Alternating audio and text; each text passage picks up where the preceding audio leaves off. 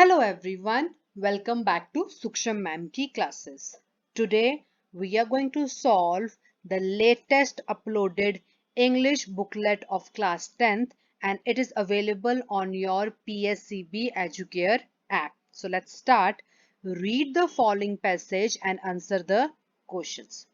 As the Indian middle class is getting more affluent, the number of the celebration parties is growing and so is the guest list.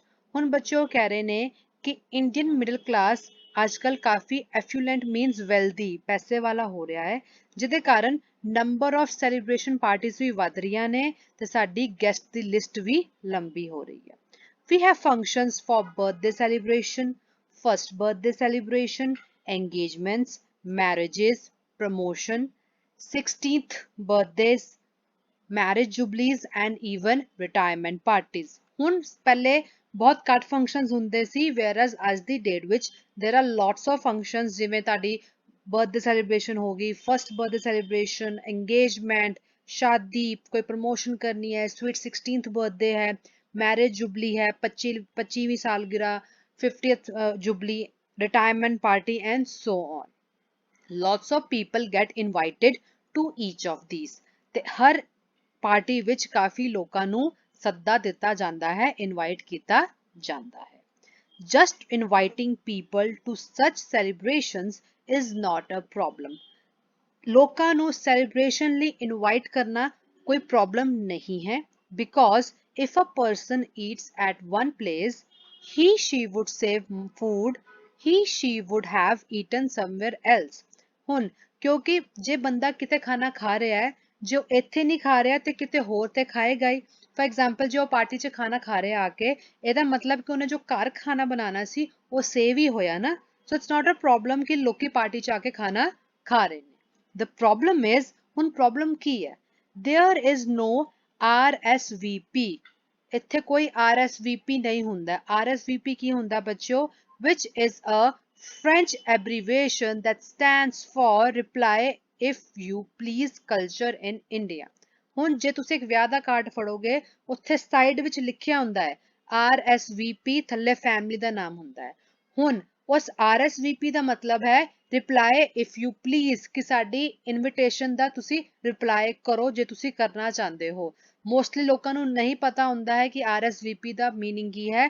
This is the meaning of RSVP, reply if you please. Next, we send invites but we do not ask people whether they are planning to attend or not.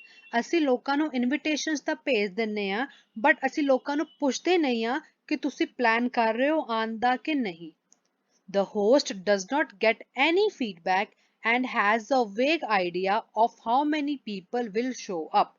ਹੁਣ host ਮਤਲਬ ਕਿ ਜੋ party ਰੱਖ ਰਿਹਾ ਹੈ ਉਹਨੂੰ ਕੋਈ idea ਨਹੀਂ ਹੁੰਦਾ ਕਿ ਕਿੰਨੇ ਲੋਕੀ ਆਉਣ ਵਾਲੇ ਨੇ ਕਿਉਂਕਿ ਉਹਨੂੰ ਫੀਡਬੈਕ ਤੇ ਮਿਲਦਾ ਹੀ ਨਹੀਂ ਹੈ ਕਿ ਹਾਂ ਅਸੀਂ ਆਣਾ ਹੈ ਕਿ ਨਹੀਂ ਆਣਾ ਹੈ. ਉਹਨੂੰ ਕੁਝ ਨਹੀਂ ਪਤਾ ਹੁੰਦਾ. Certainly, if more people showed up unexpectedly and had no food to eat, it would be embarrassing. ਹੁਣ ਇਹਦਾ ਰਿਜ਼ਲਟ ਕੀ ਹੋਏਗਾ? ਇਹਦਾ ਰਿਜ਼ਲਟ ਇਹ ਹੋਏਗਾ ਫॉर एग्जांपल ਜੇ ਜ਼ਿਆਦਾ ਲੋਕੀ ਆ ਜਾਂਦੇ ਨੇ ਤਾਂ ਉਹਨਾਂ ਨੂੰ ਖਾਣ ਨੂੰ ਨਹੀਂ ਮਿਲਦਾ ਹੈ ਉਹ ਇੱਕ embarrassment ਦਾ cause ਬਣ ਜਾਏਗਾ. ਉਹ ਇੱਕ ਸ਼ਰਮਿੰਦਗੀ ਦਾ ਕਾਰਨ ਬਣ ਜਾਏਗਾ ਹੋਸਟ ਲਈ. So they just end up making enough for a large number of people. ਹੁਣ ਇਸ ਡਰ ਤੋਂ ਉਹ ਕੀ ਕਰਦੇ ਨੇ ਕਿ ਜਿੰਨੀ ਜ਼ਰੂਰਤ ਹੁੰਦੀ ਹੈ ਉਸ ਤੋਂ ਜ਼ਿਆਦਾ ਬੰਦਿਆਂ ਦਾ ਖਾਣਾ ਉਹ ਬਣਵਾ ਲੈਂਦੇ ਨੇ. This results in wastage of food, cooking gas and manpower. ਹੁਣ ਇਹਦੇ ਨਾਲ ਕੀ ਹੁੰਦਾ ਹੈ? ਇਹਦੇ ਨਾਲ ਨਤੀਜਾ ਇਹ ਨਿਕਲਦਾ ਹੈ ਕਿ ਕਾਫੀ ਖਾਣਾ ਵੇਸਟ ਹੋ ਜਾਂਦਾ ਹੈ ਜੇ ਲੋਕੀ ਉਹਨੇ ਨਾ ਆਣ. ਕੁਕਿੰਗ ਗੈਸ ਵੀ ਵੇਸਟ ਹੋ ਰਹੀ ਹੈ ਤੇ ਮੈਨ ਪਾਵਰ ਕਿ ਜਿੰਨੇ ਹਿਊਮਨਸ ਲੱਗੇ ਸੀ ਇਸ ਖਾਣੇ ਨੂੰ ਬਣਾਉਣ ਲਈ ਉਹ ਪਾਵਰ ਵੀ ਵੇਸਟ ਗਈ. And because electricity is so costly and food storage equipments are not so easily available, huge amount of food gets wasted. ਤੇ ਹੁਣ ਸਾਡੇ ਜਿਹੜੇ ਇੰਡੀਆ ਵਿੱਚ ਇਲੈਕਟ੍ਰਿਸਿਟੀ ਬਿਜਲੀ ਕਾਫੀ ਕਾਸਟਲੀ ਹੈ ਉਹ ਤੋਂ ਇਲਾਵਾ ਖਾਣੇ ਨੂੰ ਸਟੋਰ ਕਰਨ ਲਈ ਜੋ ਇਕਵਿਪਮੈਂਟਸ ਆਉਂਦੀਆਂ ਨੇ ਮਸ਼ੀਨਸ ਆਉਂਦੀਆਂ ਨੇ ਉਹ ਇੰਨੀ ਈਜ਼ਲੀ ਅਵੇਲੇਬਲ ਨਹੀਂ ਹੁੰਦੀ ਹੈ ਜਿਹਦੇ ਕਾਰਨ ਕਾਫੀ ਅਮਾਉਂਟ ਵਿੱਚ ਸਾਡਾ ਫੂਡ ਸਾਡਾ ਖਾਣਾ ਵੇਸਟ ਹੋ ਜਾਂਦਾ ਹੈ. Our best of the best software engineers are writing softwares to run banks in US and Europe. ਸਾਡੇ ਵਧੀਆ ਤੋਂ ਵਧੀਆ ਜਿਹੜੇ ਸੌਫਟਵੇਅਰ ਇੰਜੀਨੀਅਰਸ ਨੇ ਉਹ ਸੌਫਟਵੇਅਰ ਬਣਾ ਰਹੇ ਨੇ ਕਿੰਨਾਂ ਲਈ, ਬਾਹਰ ਦੇ ਦੇਸ਼ਾਂ ਲਈ, ਬੈਂਕ ਲਈ, ਜਿਵੇਂ USA ਹੋ ਗਿਆ, ਯੂਰਪ ਹੋ ਗਿਆ, et cetera. Can't we launch a website that makes it possible for people to reply to invites using an easy online or mobile based application? ਹੁਣ ਰਾਈਟਰ ਪੁੱਛ ਰਿਹਾ ਹੈ ਕਿ ਅਸੀਂ ਕੋਈ ਇਹੋ ਜਿਹੀ ਵੈਬਸਾਈਟ ਲਾਂਚ ਨਹੀਂ ਕਰ ਸਕਦੇ ਜਿਹਦੇ ਰਾਹੀਂ ਇਹ ਪੋਸੀਬਲ ਹੋ ਜਾਏ ਕਿ ਬੰਦਾ ਇੱਕ ਇਨਵੀਟੇਸ਼ਨ ਤੇ ਰਿਪਲਾਈ ਦੇ ਸਕੇ ਆਪਣੇ ਈਜ਼ੀਲੀ ਘਰ ਬੈਠੇ ਆਨਲਾਈਨ ਜਾਂ ਮੋਬਾਈਲ ਤੋਂ।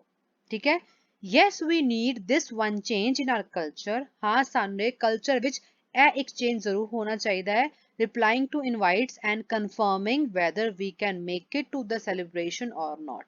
ਕਿ ਇਨਵੀਟੇਸ਼ਨ ਨੂੰ ਰਿਪਲਾਈ ਕਰ ਸਕਿਆ ਜਾਏ ਤੇ ਇਹ ਦੱਸ ਸਕਿਆ ਜਾਏ ਕਿ ਤੁਸੀਂ ਉਸ ਫੰਕਸ਼ਨ ਨੂੰ ਅਟੈਂਡ ਕਰ ਪਾਓਗੇ ਕਿ ਨਹੀਂ ਕਰ ਪਾਓਗੇ। Best of the best MBAs are launching marketing campaigns worldwide to increase market share of consumer products worldwide। ਹੁਣ MBA ਦੇ ਸਟੂਡੈਂਟਸ ਜਿੰਨੇ ਹੈਗੇ ਨੇ, ਸਾਡੇ MBA ਦੇ ਜਿਹੜੇ ਵਰਕਰਸ ਹੈਗੇ ਨੇ ਜਿਨ੍ਹਾਂ ਨੇ MBA ਕਰ ਰੱਖੀ ਹੈ, ਉਹ ਕਾਫੀ ਜ਼ਿਆਦਾ ਮਾਤਰਾ 'ਚ ਮਾਰਕੀਟਿੰਗ ਕੈਂਪੇਨਸ ਲਾਂਚ ਕਰਦੇ ਨੇ ਜਿਹਦੇ ਕਾਰਨ ਉਹ ਆਪਣੇ ਮਾਰਕੀਟ ਸ਼ੇਅਰ ਨੂੰ ਕੰਜ਼ਿਊਮਰ ਤੱਕ ਵਰਲਡ ਵਾਈਡ ਪਹੁੰਚਾ ਸਕਣ। ਠੀਕ ਹੈ, can't we launch a cultural change campaign? ਕਿ ਅਸੀਂ ਇੱਕ ਕੈਂਪੇਨ ਸ਼ੁਰੂ ਨਹੀਂ ਕਰ ਸਕਦੇ ਜਿਹਦੇ ਵਿੱਚ ਕਲਚਰ ਨੂੰ ਚੇਂਜ ਕਰਨ ਦਾ ਮੀਨਸ ਕਿ ਜੋ ਖਾਣਾ ਵੇਸਟ ਹੋ ਰਿਹਾ, ਜੋ ਰਾਈਟਰ ਕਹਿਣ ਦੀ ਕੋਸ਼ਿਸ਼ ਕਰ ਰਿਹਾ ਹੈ, ਉਸ ਬੇਸਿਸ ਤੇ ਇੱਕ ਚੇਂਜ ਲਿਆ ਕੇ ਆ ਸਕੀਏ ਕਲਚਰ ਵਿੱਚ, ਕਿ ਅਸੀਂ ਉਹ ਕੈਂਪੇਨ ਨਹੀਂ ਸ਼ੁਰੂ ਕਰ ਸਕਦੇ। Clear? Now let's solve the questions. According to the writer, what is not a part of Indian culture? Option B, replying to an invitation. Second, RSVP is a kind of dash to have an idea of how many people will attend the party. Option C, feedback. ਇਹ ਇੱਕ ਤਰ੍ਹਾਂ ਦਾ feedback ਹੁੰਦਾ ਹੈ ਇਹ ਜਾਣਨ ਲਈ ਕਿ ਕਿੰਨੇ ਲੋਕੀ ਪਾਰਟੀ ਤੇ ਆਣਗੇ ਜਾਂ ਪਾਰਟੀ ਨੂੰ ਅਟੈਂਡ ਕਰਨਗੇ। Question third, what can be the result of having no RSVP culture? ਹੁਣ ਜੇ ਸਾਡੇ ਅੰਦਰ ਸਾਡੇ ਕਲਚਰ ਵਿੱਚ RSVP ਜਿਹੜਾ ਹੁੰਦਾ ਹੈ ਮਤਲਬ ਕਿ reply if you are coming ਜਾਂ ਇਫ ਯੂ ਪਲੀਜ਼ ਵਾਲਾ ਕਲਚਰ ਨਾ ਹੋਵੇ ਤਾਂ ਕੀ ਨੁਕਸਾਨ ਹੈ ਸਾਨੂੰ? Option D, all of the above, ਕਿਉਂਕਿ ਫੂਡ ਵੀ ਵੇਸਟ ਹੁੰਦਾ ਹੈ, ਕੁਕਿੰਗ ਗੈਸ ਵੀ ਵੇਸਟ ਹੁੰਦੀ ਹੈ ਤੇ ਮੈਨ ਫੋਰਸ ਦਾ ਵੀ ਮਿਸਯੂਜ਼ ਹੁੰਦਾ ਹੈ। Fourth is, why does a huge amount of food get wasted in parties? ਹੁਣ ਪਾਰਟੀਜ਼ ਵਿੱਚ ਲਾਰਜ ਅਮਾਉਂਟ ਦਾ ਫੂਡ ਖਾਣਾ ਕਿਉਂ ਵੇਸਟ ਹੋ ਜਾਂਦਾ ਹੈ? Because we lack the food storage equipments. Option B, lack of food storage equipments. And last is, choose the antonym of the word invite. Invite शब्द ਦਾ antonym means opposite ਤੁਸੀਂ ਦੱਸਣਾ ਹੈ। Option D is your answer, decline. Now next is, look at the timetable given below and answer the questions. ਥੱਲੇ ਦਿੱਤੇ ਹੋਏ timetable ਨੂੰ ਧਿਆਨ ਨਾਲ ਸਮਝੋ ਤੇ questions ਨੂੰ answer ਕਰੋ। You can estimate ਕਿ ਇਹ ਇੱਕ ਟ੍ਰੇਨ ਦਾ, ਰੇਲਵੇ ਦਾ ਤੁਹਾਡਾ ਇੱਕ ਟਾਈਮ ਟੇਬਲ ਹੈ, ਬਿਕੋਜ਼ ਟ੍ਰੇਨ ਨੇਮ ਲਿਖਿਆ ਹੈ, ਡੇ ਲਿਖਿਆ ਹੈ, departure time, arrival time, runs between, ਮਤਲਬ ਕਿ ਟ੍ਰੇਨ ਦਾ ਨਾਂ ਹੈ, ਫਿਰ ਕਿਹੜੇ ਦਿਨਾਂ 'ਚ ਉਹ ਚੱਲਦੀ ਹੈ। ਡਿਪਾਰਚਰ ਟਾਈਮ ਮੀਨਸ ਕਿ ਉਹ ਕਿਸ ਟਾਈਮ ਤੇ ਸਟੇਸ਼ਨ ਤੋਂ ਨਿਕਲਦੀ ਹੈ। ਅਰਾਈਵਲ ਟਾਈਮ ਮੀਨਸ ਕਿ ਉਹ ਕਿਸ ਟਾਈਮ ਤੇ ਸਟੇਸ਼ਨ ਤੇ ਆਉਂਦੀ ਹੈ। ਰਨਸ ਬਿਟਵੀਨ ਕਿ ਕਿਹੜੇ ਦੋ ਸਟੇਸ਼ਨ ਦੇ ਵਿੱਚ ਉਹ ਰਨ ਕਰਦੀ ਹੈ, ਮਤਲਬ ਸਟਾਰਟਿੰਗ ਪੁਆਇੰਟ ਤੇ ending point. Now first is Pooja express, ਜੋ ਡੇ ਕਿਸ ਡੇ ਤੇ ਚੱਲਦੀ ਹੈ? ਸਿਰਫ ਮੰਡੇ ਐਂਡ ਫਰਾਈਡੇ ਆਪਰੇਟ ਹੁੰਦੀ ਹੈ ਟ੍ਰੇਨ। 6 ਵਜੇ ਸਵੇਰ ਦੇ ਦਿੱਲੀ ਤੋਂ ਚੱਲਦੀ ਹੈ ਤੇ ਰਾਤੀ 10:30 ਵਜੇ ਜੰਮੂ ਪਹੁੰਚਦੀ ਹੈ। It runs between Delhi and Jammu. Second is inter express, ਜੋ ਡੇਲੀ ਮਤਲਬ ਰੋਜ਼ ਚੱਲਦੀ ਹੈ। Departure time 5:30 AM from Amritsar, Amritsar ਤੋਂ ਸ਼ੁਰੂ ਹੁੰਦੀ ਹੈ ਕਿੰਨੇ ਵਜੇ? ਸਵੇਰ ਦੇ 5:30 ਵਜੇ। And it arrives at Delhi next morning 11:50 ਤੇ ਅਗਲੇ ਦਿਨ 11:50 ਤੇ ਸਵੇਰੇ ਦਿੱਲੀ ਪਹੁੰਚਦੀ ਹੈ। ਫॉर ਐਗਜ਼ਾਮਪਲ ਅੱਜ ਡੇਟ ਹੈ 7 ਅਕਤੂਬਰ ਤੇ ਜੇ 7 ਅਕਤੂਬਰ ਨੂੰ ਸਵੇਰੇ 5:30 ਵਜੇ ਅੰਮ੍ਰਿਤਸਰ ਤੋਂ ਚੱਲੀ ਹੈ ਤੇ ਨੈਕਸਟ ਡੇ ਮਤਲਬ 8 ਅਕਤੂਬਰ ਨੂੰ ਤੁਹਾਡੇ ਦਿੱਲੀ ਪਹੁੰਚੇਗੀ 11:50 ਤੇ ਸਵੇਰੇ। Runs between Amritsar to Delhi. Third is Janshatabdi, ਜੋ ਰੋਜ਼ ਰਨ ਕਰਦੀ ਹੈ। ਸਵੇਰੇ ਅੰਮ੍ਰਿਤਸਰ ਤੋਂ ਇਹ 5:15 ਤੇ ਚੱਲਦੀ ਹੈ ਤੇ ਦਿੱਲੀ ਸਵੇਰੇ ਹੀ 11:40 ਤੇ ਪਹੁੰਚਾ ਦਿੰਦੀ ਹੈ। ਸਭ ਤੋਂ ਫਾਸਟ ਟ੍ਰੇਨ ਹੈ ਜਨਸ਼ਤਾਬਦੀ, ਜੇ ਤੁਸੀਂ ਅੰਮ੍ਰਿਤਸਰ ਤੋਂ ਦਿੱਲੀ ਟਰੈਵਲ ਕਰਨਾ ਹੋਵੇ। ਤੇ ਰਨਿੰਗ ਸਟੇਸ਼ਨਸ ਕਿਹੜੇ ਹੋ ਗਏ? Runs between Amritsar to Delhi. Next fourth is Garib Rath. Days of operation मतलब कि कदों ऑपरेट करती है, कदों रन करती है? Tuesday and Thursday. सवेरे 4 ਵਜੇ ਇਹ वरंगल तो निकलती है, सवेरे 4 ਵਜੇ AM लिखिया है। ते राती 11:50 ते ਅੰਮ੍ਰਿਤਸਰ पहुंचती है, अमृतसर पहुंचती है। ਹੁਣ ਸਟੇਸ਼ਨਸ ਕਿਹੜੇ ਨੇ ਜਿਨ੍ਹਾਂ ਵਿੱਚ ਰਨ ਕਰ ਰਹੀ ਹੈ? वरंगल तो लैके Amritsar. Last is Janata express जो रोज रन करती है। डिपार्चर टाइम है ਇਹਦਾ ਫਿਰੋਜ਼ਪੁਰ ਤੋਂ ਇਹ ਰਾਤੀ 10:30 ਵਜੇ ਨਿਕਲਦੀ ਹੈ ਤੇ ਬੰਬੇ ਇਹ ਨੈਕਸਟ ਡੇ ਸਵੇਰੇ 10:50 ਤੇ ਪਹੁੰਚਦੀ ਹੈ। ਰਨਿੰਗ ਸਟੇਸ਼ਨ ਹੈ Firozpur to Bombay. I hope ਤੁਹਾਨੂੰ ਟਾਈਮ ਟੇਬਲ ਸਮਝ ਲੱਗ ਗਿਆ ਟ੍ਰੇਨ ਦਾ ਕੀ ਹੈ ਕੀ ਨਹੀਂ। ਦੋ ਟ੍ਰੇਨਸ ਨੇ ਜੋ ਸਿਲੈਕਟਡ ਡੇਜ਼ ਤੇ ਰਨ ਕਰ ਰਹੀਆਂ ਨੇ ਤੇ 3 ਟ੍ਰੇਨਸ ਆਰ ਜੋ ਰੈਗੂਲਰਲੀ ਰਨ ਕਰਦੀ ਹੈ। Now let's solve the questions. Which train reaches Amritsar at night? ਹੁਣ ਕਿਹੜੀ ਟ੍ਰੇਨ ਹੈ ਜੋ ਰਾਤੀ ਅੰਮ੍ਰਿਤਸਰ ਪਹੁੰਚਦੀ ਹੈ? ਬਹੁਤ ਈਜ਼ੀ ਹੈ, ਤੁਸੀਂ ਵੇਖੋ ਲਾਸਟ ਸਟੇਸ਼ਨ ਕਿਹਦਾ ਅੰਮ੍ਰਿਤਸਰ ਹੈ, ਇਹ ਰਿਹਾ। ਹੁਣ ਦੇਖੋ ਰਾਤੀ 11:50 ਤੇ ਪਹੁੰਚ ਰਹੀ ਹੈ, ਕਿਹੜੀ ਟ੍ਰੇਨ ਹੈ? ਗਰੀਬ ਰੱਥ। ਆਪਸ਼ਨ ਸੀ Garib Rath. Next is choose the train that runs on every Tuesday। ਹੁਣ ਉਹ ਟ੍ਰੇਨ ਦੇਖੋ ਜਿਹੜੀ ਹਰ ਟਿਊਜ਼ਡੇ ਰਨ ਕਰਦੀ ਹੈ। ਕਈ ਬੱਚੇ ਦਾ ਆਨਸਰ ਰੋਂਗ ਦੇ ਜਾਣਗੇ ਬਿਕੋਜ਼ ਉਹ ਵੇਖਣਗੇ ਕਿ ਟਿਊਜ਼ਡੇ ਕਿਹੜੇ ਰਨ ਕਰ ਰਹੀ ਹੈ, ਉਹਨਾਂ ਨੇ ਪੁੱਛਿਆ ਹਰ ਟਿਊਜ਼ਡੇ। ਇਹਦਾ ਮਤਲਬ ਇਹ ਹੈਗਾ ਹੈ ਕਿ ਕਿਹੜੀ ਟ੍ਰੇਨ ਹਰ ਟਿਊਜ਼ਡੇ ਰਨ ਕਰਨਾ, ਇਹ ਨਹੀਂ ਕਿ ਸਿਰਫ ਟਿਊਜ਼ਡੇ ਰਨ ਕਰ ਰਹੀ ਹੈ। ਅਸੀਂ ਸਪੈਸੀਫਾਈ ਉਹ ਟ੍ਰੇਨ ਦਾ ਨਾਮ ਨਹੀਂ ਲੈਣਾ ਕਿ ਜੋ ਸਿਰਫ ਟਿਊਜ਼ਡੇ ਰਨ ਕਰ ਰਹੀ ਹੈ। ਫॉर एग्जांपल ਬੱਚੇ ਕਹਿਣਗੇ ਗਰੀਬ ਰੱਥ ਟਿਊਜ਼ਡੇ ਰਨ ਕਰ ਰਹੀ ਹੈ, ਇਸ ਲਈ ਅਸੀਂ ਗਰੀਬ ਰੱਥ ਨੂੰ ਟਿਕ ਕਰ ਦਈਏ। नो, इंटर एक्सप्रेस, जनशताब्दी, गरीब रथ, जनता एक्सप्रेस है हर ट्यूसडे रन कर रही हैं because daily mean 7 days a week। Tuesday भी आंदा है। हुण ऑप्शन च वेखो इंटर एक्सप्रेस भी है, गरीब रथ भी है, जनता एक्सप्रेस भी है। ਇਹਦਾ मतलब option D is your answer, all of the above। next is how many trains are bound for Delhi? ਹੁਣ ਕਿੰਨੀਆਂ ਟ੍ਰੇਨਸ ਨੇ ਜੋ ਦਿੱਲੀ ਤੱਕ ਜਾਂਦੀਆਂ ਨੇ, ਦਿੱਲੀ ਤੱਕ ਆਪਣਾ ਸਫ਼ਰ ਤੈਅ ਕਰ ਰਹੀਆਂ ਨੇ। ਦਿੱਲੀ ਤੱਕ ਮਤਲਬ ਕਿ ਲਾਸਟ ਸਟੇਸ਼ਨ ਦਿੱਲੀ ਹੋਣਾ ਚਾਹੀਦਾ ਹੈ। there are 2 trains, so answer ਆਏਗਾ ਤੁਹਾਡਾ option B second. ninth is how many trains run during the midnight? ਹੁਣ ਕਿੰਨੀਆਂ ਟ੍ਰੇਨਾਂ ਨੇ ਜੋ ਰਾਤੀ ਚੱਲਦੀਆਂ ਨੇ, ਮਤਲਬ ਕਿ ਰਾਤੀ ਆਪਣਾ ਸਫ਼ਰ ਤੈਅ ਕਰ ਰਹੀਆਂ ਨੇ। ਬਟ ਆਬਵੀਅਸ ਤੁਸੀਂ ਹੁਣ PM ਚੈੱਕ ਕਰੋ ਕਿ ਕਿਹੜੀ ਰਾਤੀ ਸ਼ੁਰੂ ਹੁੰਦੀ ਹੈ।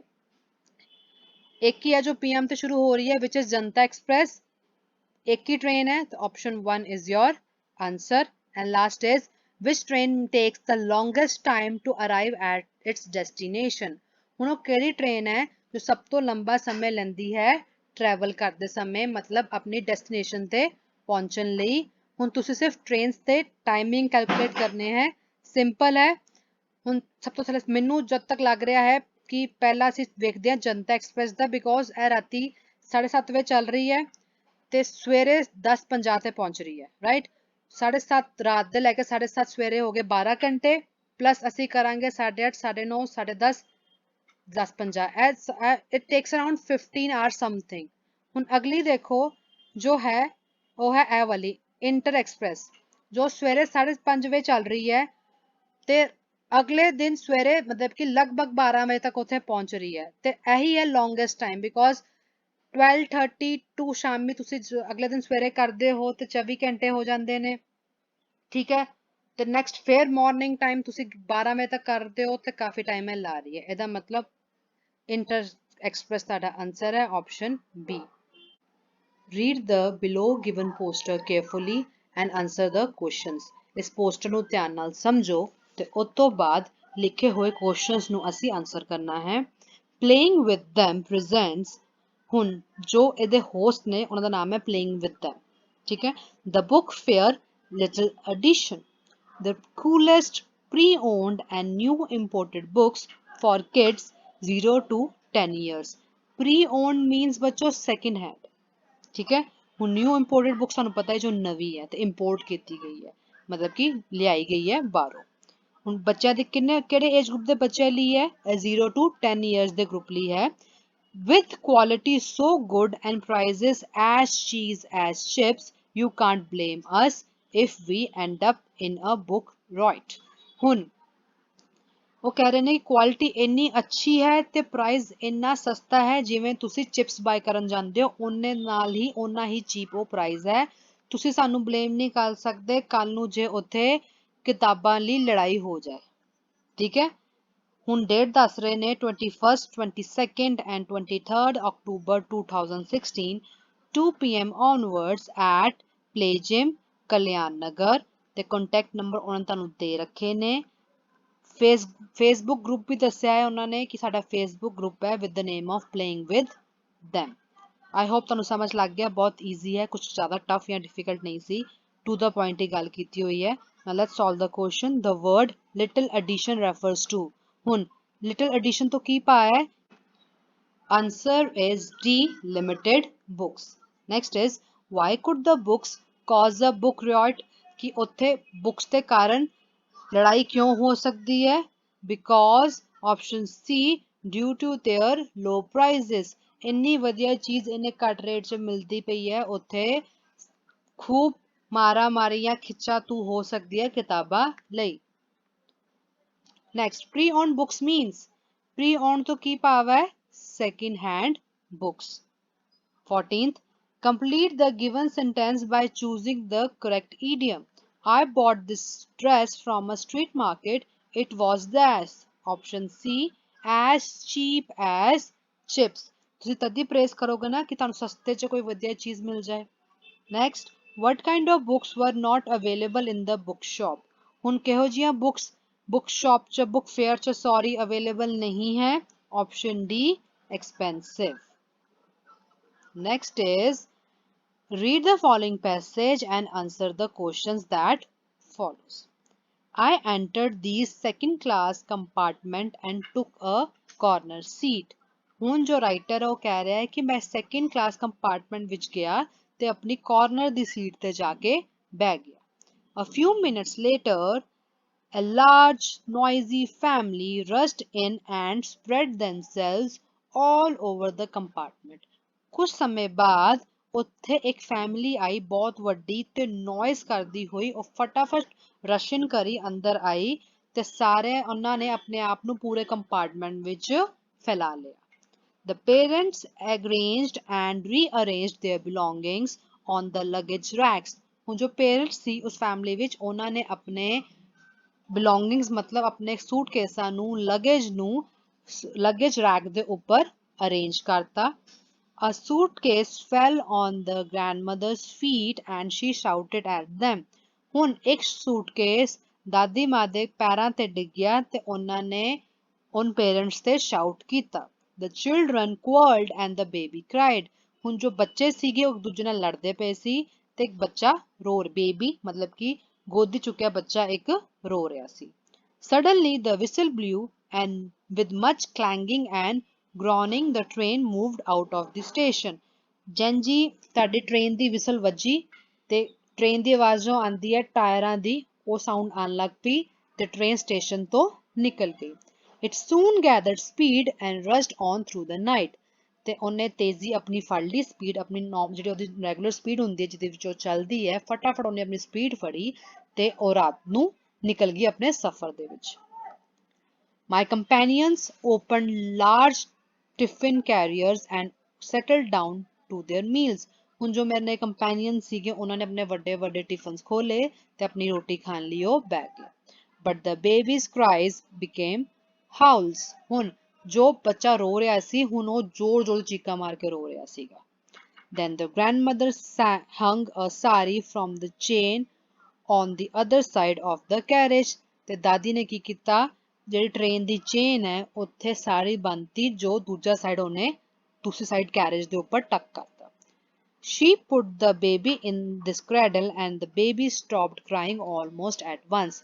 ਤੇ ਮਤਲਬ ਕਿ ਦਾਦੀ ਨੇ ਕੀ ਕੀਤਾ ਸੀ ਉਹਨੇ ਝੂਲਾ ਬਣਾ ਲਿਆ ਸੀਗਾ ਸਾੜੀ ਦਾ ਤੇ ਫਿਰ ਬੱਚੇ ਨੂੰ ਉਹਨੇ ਉਸ ਝੂਲੇ 'ਚ ਬਿਠਾਇਆ ਲਟਾਤਾ ਤੇ ਝੂਟਾ ਦੇਣ ਲੱਗ ਪਈ ਸਾੜੀ ਦੇ ਵਿੱਚ ਉਹਨੇ ਤੇ ਬੱਚਾ ਉਸੇ ਵਕਤ ਚੁੱਪ ਕਰ ਗਿਆ। At the same time the train came to a stop। ਤੇ ਉਸੇ ਵਕਤ ਟ੍ਰੇਨ ਇੱਕ ਜਗ੍ਹਾ ਤੇ ਰੁਕ ਗਈ। There was a great commotion। I looked out of the window and found that large crowd had gathered outside and everyone was asked who had pulled the chain।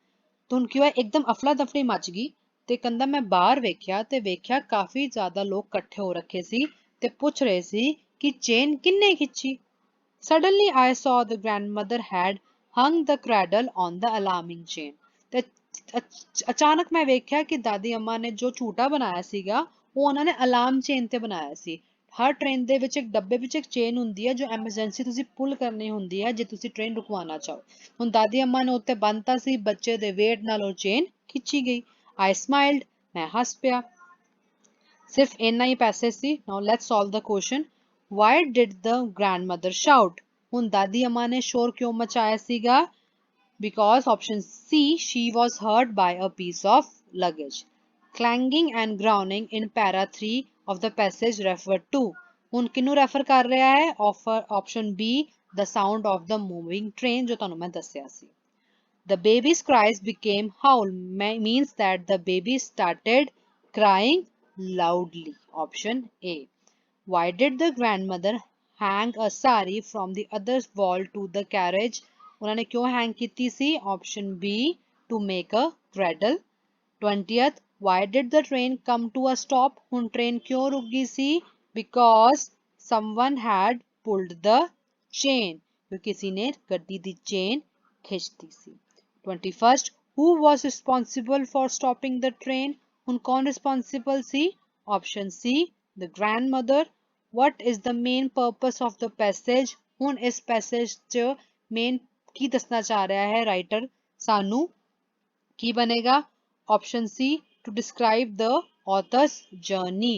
ਕਿ author ਨੇ ਕਿਹੋ ਜਿਹੀ journey ਆਪਣੀ ਕੱਢੀ ਉਸ train ਦੇ ਵਿੱਚ। Read the following poem and answer the questions that follows. Freedom is the right to do anything that pleases you as long as you keep in sight that others also have a right. Freedom ਹਰ ਕਿਸੇ ਦਾ ਅਧਿਕਾਰ ਹੈਗਾ। ਸਾਨੂੰ ਖੁਸ਼ ਕਰਨ ਲਈ ਬਣਾਇਆ ਗਿਆ ਹੈ। ਅਸੀਂ ਉਹ ਸਭ ਕੁਝ ਕਰ ਸਕਦੇ ਹਾਂ ਜਿਹਦੇ ਨਾਲ ਅਸੀਂ ਖੁਸ਼ ਹੁੰਦੇ ਹਾਂ।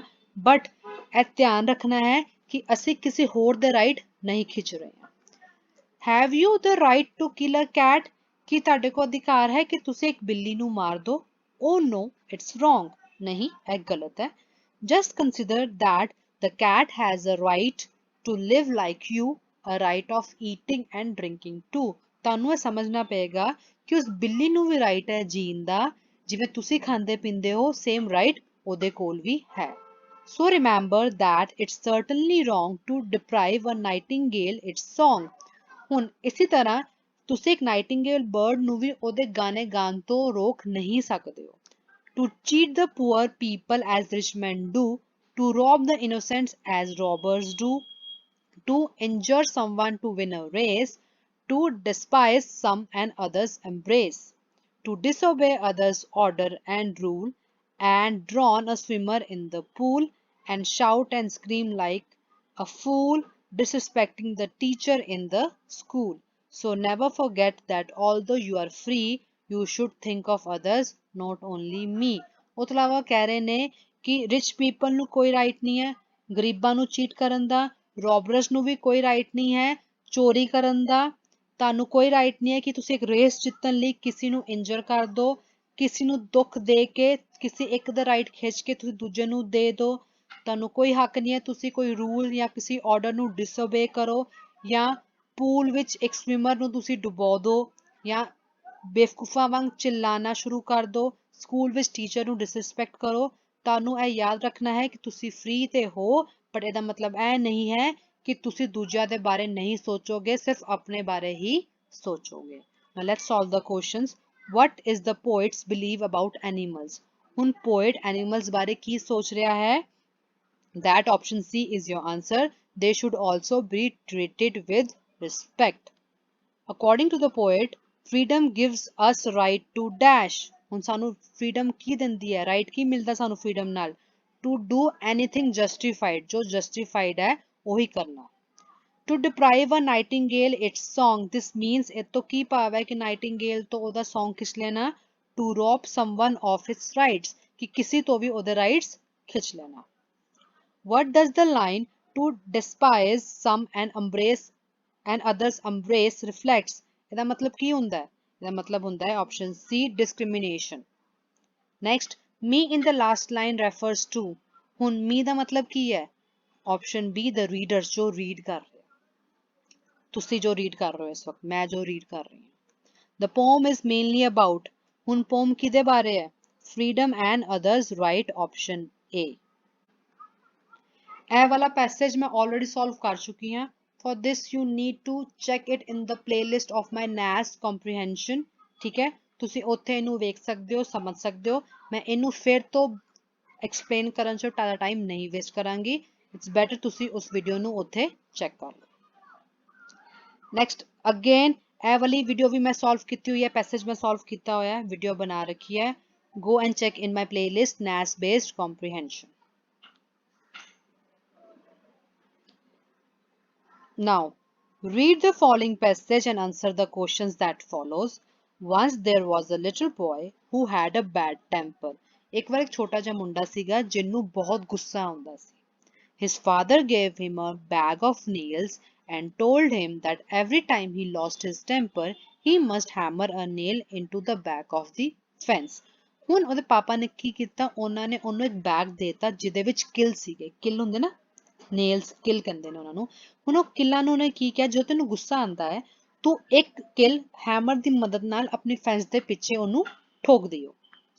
First day the boy had driven 37 nails into the fence. ਪਹਿਲੇ ਦਿਨ ਉਸ ਮੁੰਡੇ ਨੇ ਫੈਂਸ ਵਿੱਚ 37 ਕਿਲ ਠੋਕੇ, ਇਹਦਾ ਮਤਲਬ ਉਹਨੂੰ ਦਿਨ ਵਿੱਚ 37 ਟਾਈਮਸ ਗੁੱਸਾ ਆਇਆ। Over the next few weeks, as he learned to control his anger, the number of nails hammered daily gradually dwindled down. ਹੁਣ ਉਹ ਕਹਿ ਰਹੇ ਨੇ ਕਿ ਜਿਵੇਂ ਜਿਵੇਂ ਦਿਨ ਬੀਤਦੇ ਗਏ, ਮੁੰਡੇ ਨੂੰ ਆਪਣੇ ਗੁੱਸੇ ਤੇ ਕੰਟਰੋਲ ਕਰਨਾ ਆ ਗਿਆ ਤੇ ਉਹਦੇ ਜਿਹੜੇ ਨੰਬਰ ਆਫ ਨੇਲਸ ਜਿਹੜੇ ਫੈਂਸ ਚੋਂ ਲਾ ਰਿਹਾ ਸੀ, ਉਹਨਾਂ ਦੀ ਗਿਣਤੀ ਦਿਨ ਬ ਦਿਨ ਥੱਲੇ ਡਿੱਗ ਗਈ।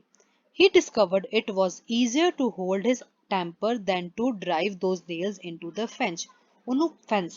ਉਹਨੂੰ ਪਤਾ ਲੱਗ ਗਿਆ ਸੀਗਾ ਕਿ ਆਪਣਾ ਟੈਂਪਰ ਨੂੰ ਕੰਟਰੋਲ ਕਰਨਾ, ਗੁੱਸੇ ਨੂੰ ਕੰਟਰੋਲ ਕਰਨਾ ਜ਼ਿਆਦਾ ਈਜ਼ੀ ਹੈ rather than ਕਿ ਇੱਕ ਫੈਂਸ ਤੇ ਜਾ ਕੇ ਕਿਲ ਠੋਕਣ ਤੋਂ। Finally the day came when the boy didn't lose his temper at all. ਤੇ finally ਇੱਕ ਦਿਨ ਆਇਆ ਜਿਸ ਦਿਨ ਮੁੰਡੇ ਨੂੰ ਬਿਲਕੁਲ ਵੀ ਗੁੱਸਾ ਨਹੀਂ ਆਇਆ। He told his father about it and the father suggested that the boy now pull out one nail for each day that he was able to hold his temper. ਉਹਨੇ ਆਪਣੇ ਪਾਪਾ ਨੂੰ ਦੱਸੀ ਇਹ ਚੀਜ਼ ਤੇ ਉਹਦੇ ਪਾਪਾ ਨੇ ਕਿਹਾ ਕਿ ਹੁਣ ਤੂੰ ਕੀ ਕਰਨਾ ਹੈ, ਹੁਣ ਤੂੰ ਆਪਣੇ ਉਸ ਅਕੋਰਡਿੰਗਲੀ ਨੇਲਸ ਕੱਢਨੇ ਨੇ, ਜਿਸ ਦਿਨ ਤੈਨੂੰ ਗੁੱਸਾ ਨਹੀਂ ਆਏਗਾ ਉਸ ਦਿਨ ਤੂੰ ਇੱਕ ਨੇਲ ਉੱਥੋਂ ਕੱਢ ਦੇਣਾ ਹੈ ਫੈਂਸ ਦੇ ਉੱਤੋਂ। The days passed and the young boy was finally able to tell his father that all the nails were gone. ਹੁਣ ਦਿਨ ਬੀਤਦੇ ਗਏ ਤੇ ਫਾਈਨਲੀ ਉਹ ਦਿਨ ਆ ਗਿਆ ਜਿਸ ਦਿਨ ਸਾਰੇ ਨੇਲ ਫੈਂਸ ਤੋਂ ਖਤਮ ਹੋ ਗਏ ਤੇ ਉਹਨੇ ਆਪਣੇ ਪਾਪਾ ਨੂੰ ਦੱਸਿਆ ਕਿ ਹੁਣ ਸਾਰੇ ਨੇਲਸ ਸਾਰੇ ਉੱਥੋਂ ਜਿਹੜੇ ਫੈਂਸ ਤੇ ਮੈਂ ਲਾਏ ਸੀ ਉਹ ਫਿਨਿਸ਼ ਹੋ ਗਏ ਨੇ। The father took his son by the hand and led him to the fence. ਹੁਣ ਉਹਦਾ ਪਿਓ ਨੇ ਉਹਨੂੰ ਹੱਥ ਤੋਂ ਫੜਿਆ ਤੇ ਉਹਨੂੰ ਫੈਂਸ ਵੱਲ ਲੈ ਕੇ ਗਏ। He said, "You have done well, my son, but look at the holes in the fence." ਉਹਨੇ ਕਿਹਾ ਤੂੰ ਬਹੁਤ ਅੱਛਾ ਕੰਮ ਕੀਤਾ ਬੱਚੇ, but ਹੁਣ ਤੂੰ ਫੈਂਸ ਦੇ ਵਿੱਚ ਕਿੰਨੇ ਹੋਲ ਹੋ ਰੱਖੇ ਨੇ ਉਹ ਵੇਖ। The fence will never be the same. ਹੁਣ ਇਹ ਫੈਂਸ ਪਹਿਲੇ ਵਾਂਗ ਬਿਲਕੁਲ ਵੀ ਨਜ਼ਰ ਨਹੀਂ ਆਵੇਗਾ। When you say some things in anger, they leave a scar just like this one. ਹੁਣ ਜੇ ਤੁਸੀਂ ਕੋਈ ਚੀਜ਼ਾਂ ਦੂਜੇ ਬੰਦੇ ਨੂੰ ਗੁੱਸੇ 'ਚ ਕਹਿੰਦੇ ਹੋ, ਉਹ ਚੀਜ਼ਾਂ ਵੀ ਉਸ ਬੰਦੇ ਦੇ ਦਿਲ ਵਿੱਚ ਐਵੇਂ ਹੀ ਸਕਾਰ ਮਤਲਬ ਇੱਕ ਕੱਟ ਪਾ ਕੇ, ਨਿਸ਼ਾਨ ਪਾ ਕੇ ਜਾਂਦੇ ਨੇ। You can put a knife in a man and draw it out. ਤੁਸੀਂ ਇੱਕ ਬੰਦੇ ਦੇ ਅੰਦਰ ਚਾਕੂ ਘੁਸੇਟ ਕੇ ਉਹਨੂੰ ਬਾਹਰ ਕੱਢ ਸਕਦੇ ਹੋ। It won't matter how many times you say I am sorry, the wound will still be the same. ਉਤੋਂ ਕੋਈ ਫਰਕ ਨਹੀਂ ਪਏਗਾ ਤੂੰ ਕਿੰਨੀ ਵਾਰ ਉਸ ਬੰਦੇ ਨੂੰ ਸੌਰੀ ਕਹਿ ਦੇ, ਉਹਦਾ ਜਿਹੜਾ ਜ਼ਖਮ ਹੈ ਉਹ ਵੈਂਜ ਦਾ ਵੈਂਜ ਹੀ ਰਹੇਗਾ। Now let's solve the question. The little boy was dash. Option D, short tempered. ਗੁੱਸਾ ਬਹੁਤ ਜਲਦੀ ਆ ਜਾਂਦਾ ਸੀ।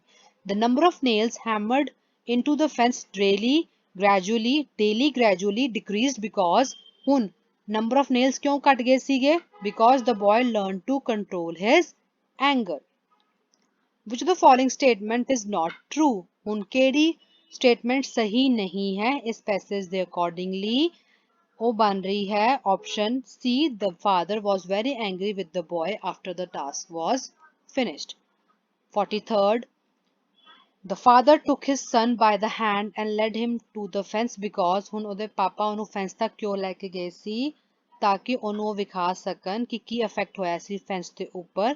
He wanted to show his son the after effects of anger. Option D. The holes in the fence symbolizes that anger. ਹੁਣ ਜੋ fence ਵਿੱਚ holes ਹੋਏ ਸੀ ਉਹਦਾ ਕੀ ਭਾਵ ਸੀ ਕਿ ਐਂਗਰ ਕੀ ਕਰਦਾ ਹੈ. Anger leaves, option A, leaves a scars on the other people's mind.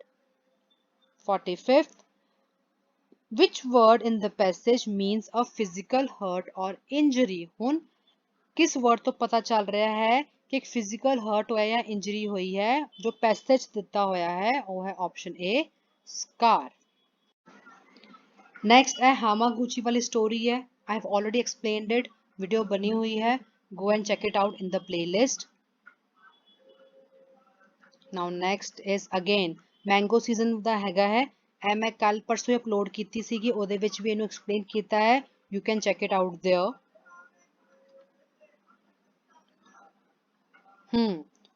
ਨਾउ school ਦੇ ਉੱਪਰ ਇੱਕ ਟਾਈਮ ਚਾਰਟ ਟੇਬਲ ਹੈ ਜੋ ਬਣਿਆ ਹੋਇਆ ਹੈ. ਮੈਂ ਇਹ ਵੀ ਸੋਲਵ ਕੀਤਾ ਹੋਇਆ. ਵੇਖੋ ਮੈਂ ਸਾਰੇ ਪਹਿਲੇ ਸੋਲਵ ਕੀਤੇ ਹੋਏ ਨੇ. ਤੁਸੀਂ ਇਹਦੇ ਵੀਡੀਓ ਤੁਹਾਨੂੰ ਚੈੱਕ ਕਰਨੀ ਪਏਗੀ ਮੇਰੀ ਪਲੇਲਿਸਟ 'ਚ ਨੈਸ਼ ਦੀ. ਉਸ 'ਚ ਸਾਰੇ ਆਨਸਰ ਹੈ ਚੰਗੀ ਤਰ੍ਹਾਂ ਐਕਸਪਲੇਨ ਵੀ ਕੀਤੀ ਹੋਈ ਹੈ. ਬੱਚਿਓ ਇਸ ਬੁਕਲੈਟ ਵਿੱਚ ਟੋਟਲ ਤੁਹਾਡੇ 32 ਪੇजेस ਨੇ ਤੇ ਅਸੀਂ ਪਾਰਟ 1 'ਚ 17 ਤੱਕ ਸੋਲਵ ਕਰ ਲਿਆ. ਮਤਲਬ ਕਿ ਪੇਜ ਨੰਬਰ 17 ਤੱਕ ਤੇ ਕੰਪਰੀਹੈਂਸ਼ਨ ਮੈਂ ਤੁਹਾਨੂੰ ਸੋਲਵ ਕਰਵਾਤੇ ਨੇ. ਬਾਕੀ ਮੈਂ ਪਾਰਟ 2 'ਚ ਕਰਾਵਾਂਗੀ ਬਿਕੋਜ਼ ਆਈ ਡੋਂਟ ਵਾਂਟ ਕਿ ਤੁਹਾਨੂੰ ਬਰਡਨ ਆਵੇ ਇੰਨੀ ਸਾਰੀ ਕੰਪਰੀਹੈਂਸ਼ਨ ਇਕੱਠੇ ਸੋਲਵ ਕਰਨ ਦਾ. ਸੋ ਇਟਸ ਬੈਟਰ ਕਿ ਤੁਸੀਂ ਪਹਿਲੇ ਜੋ ਅਸੀਂ ਸੋਲਵ ਕੀਤੀਆਂ ਨੇ ਇਹਨੂੰ ਸਮਝੋ ਤੇ ਉਸ ਤੋਂ ਬਾਅਦ ਪਾਰਟ 2 ਵਿੱਚ ਤੁਸੀਂ ਰਿਮੇਨਿੰਗ ਆਪਣੀ ਇਸ ਬੁਕਲੈਟ ਨੂੰ ਸਮਝ ਸਕਦੇ ਹੋ ਸੁਖਸ਼ਮ ਮੈਮ ਦੇ ਥਰੂ.